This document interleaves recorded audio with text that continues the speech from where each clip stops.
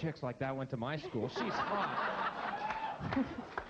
Which I think is the general impression. So, Selick, what are you up to now? I'm general manager of a restaurant lounge in Vancouver called the Urban Well Downtown. I'm still acting. I'm still trying. So. Right. Well, in fact, several of you are. Show of hands, who's still acting?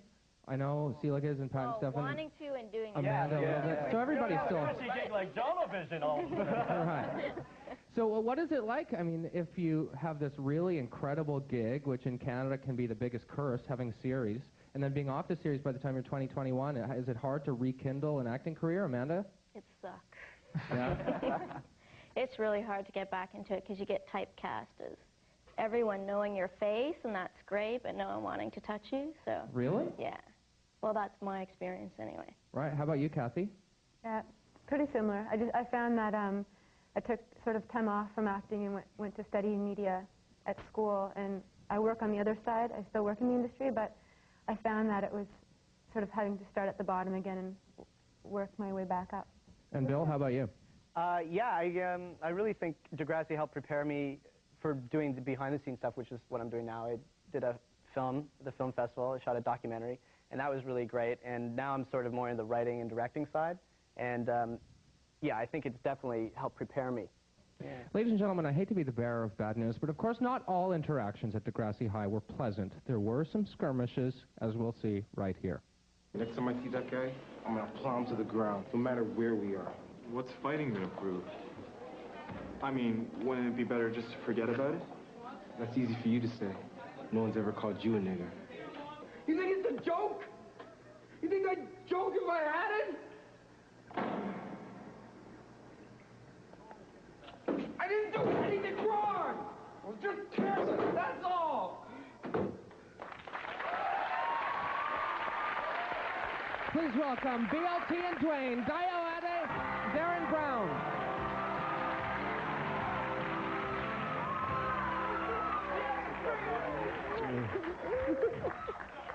Dio, how you doing? Who, me? Yeah. Oh, I'm cool. What's up? I didn't mean to pry, I was just asking.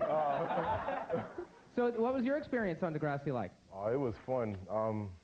I got to make a whole new family. Like, these guys are like the bomb. These guys are so cool. I got to learn a lot of things because I didn't get into the industry to become an actor. And I just kind of tripped into it, and it's like been like one of the best things that's ever happened to me. Cool. Darren? Yes, sir. How are you? I'm great. Why are you such a bully? I'm just built that way, man. Really? Well, let me ask you this. Did you and Pat get along?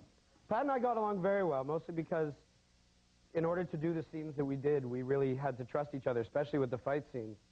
If there isn't communication, somebody's going to get whacked, and it's going to hurt. Yeah. So those fight scenes were all choreographed?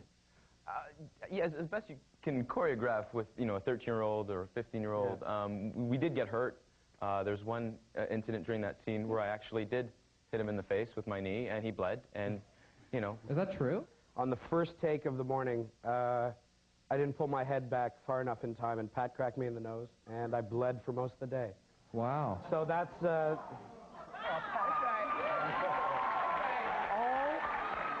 all for the glory... All for the glory that is Canadian television. Yes, it is. And so what are you up to now?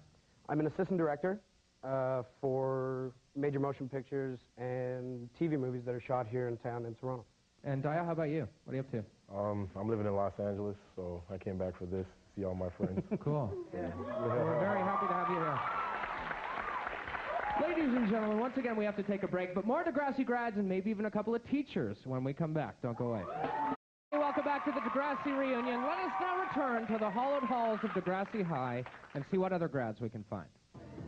Caitlin? No, thanks. Of course. Little Miss Perfection. Or are you chicken? No, I just don't want to, that's all. Fine, all the more for the rest of us. Maya? Maya doesn't have to have any either. She doesn't really. No, I want you. I want to try this one.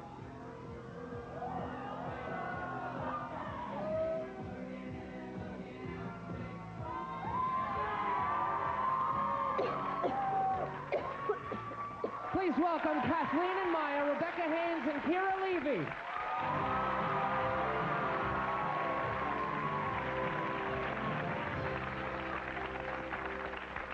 Hi, Rebecca. Hello. You were on the show for a long, long time as well. Yeah. What were your highlights? All of the people that I worked with, just seeing them today, it just brings me back that everyone was like my family growing up. You know, these were all like we were all best friends, you know? It's true! Kira, how are you?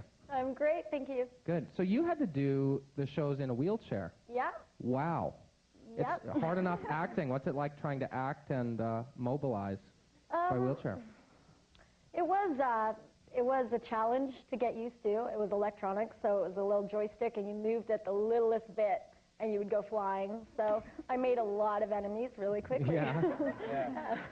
Let me ask you guys, did they ever take events that happened in your real life and end up writing them into scripts? If they did, are we going to admit it? I got a story. See, like you said... Actually, when I was, I guess 16, I wanted to get my ear pierced, and my dad, like, refused, right? It's like, no. And Yan Moore was the head writer. We were really good friends, and I said, coming into 4th season at Degrassi High, I was like, Yan, man, you got to write, like, you know, like, Yan gets an earring. So he did. Went home, and I was like, Dad, it's in the script. I got to do it. So what kind of influence were they on your lives? The producers of the show, the directors of the show, the writers? They were there. No, honestly, they were there 24 hours a day. They were surrogate parents. That entire crew was surrogate parents. Definitely. Well, and speaking of keeping you guys in step, not only were there students at Degrassi High, there were also teachers. Let's take a look. I don't want to go to school. Don't give up. You've got so much going for you. This is just a temporary setback. Temporary? Right. Don't worry about me. I can drop out of school and be a typical teenage mother who will never do anything or go anywhere. No. Get the marks you know you can get. You owe it to yourself.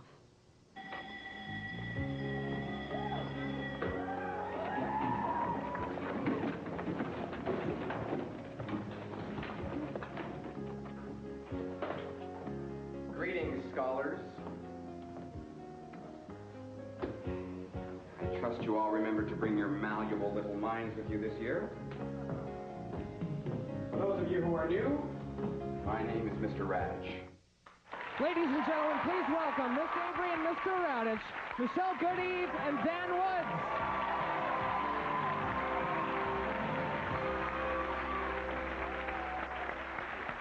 Have a seat, Mr. Jeremiah. What was it like, we'll start with you, Michelle, being an adult amid a sea of prepubescent exuberance? Well, I think off the top it might have been a little intimidating because they, as a group, used to go to workshops. They all knew each other. And so coming on set, we were kind of like, at the beginning, outsiders. And I don't think I can call you anything other than Mr. Radich. Is that okay? I suspect you're not entirely delighted to hear that. Oh, I loved it. I had a wonderful time playing that character. Getting to play mean guys is the best thing to do as an actor. You know? Yeah. What was it like, your experience in terms of being an adult in a sea of kids? Kind of strange because I had just left theater school a couple of years prior, and you know, normally you expect your first gig, your first significant thing to be in an environment where you're the spear holder and you're looking up to, you know, the big leads at the time. And you walk into this environment, you find out that you're the mentor. No, I didn't want that. Yeah. I wanted to be the other way around. So now that everybody is out on the panel, let me ask you this. I did ask Pat and Stefan, why is this show so popular? How come 8 full years after since it's been off the air, are people still talking, or people still emailing from like 500 countries? Nicole? Ask the audience. I want to know. Yeah. You over here, sorry about your elbow, wanted to say. I believe the show's so popular because Dawson's Creek and Ready or Not, it just focuses on maybe 6 different characters, whereas Degrassi focuses on about 30 different kids. And just like a couple episodes, you don't see Joey or Caitlin, and then focus on Spike, and then 5 episodes later, you go back into their lives. It's just more realistic that way. Good. Well said. And I think also, if I had to guess, I would say it maybe has something to do with the fact that although the issues were a bit exaggerated in terms of the issues that everyday